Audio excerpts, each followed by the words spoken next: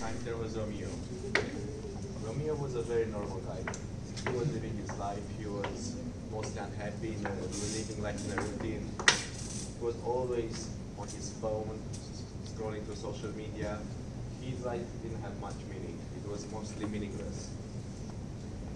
But then he went to a project in Jordan. He was very excited to go there. There, he went to Petra. He was already feeling happier. And then, during the project,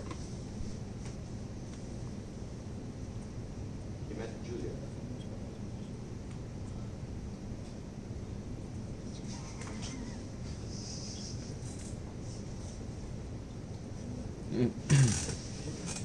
So he fell in love with Julia.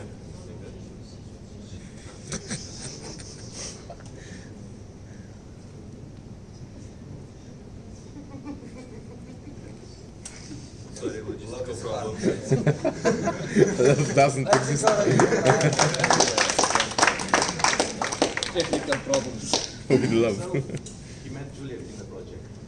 She was like, things move pretty quickly. She was like, and then they had the Erasmus class babies.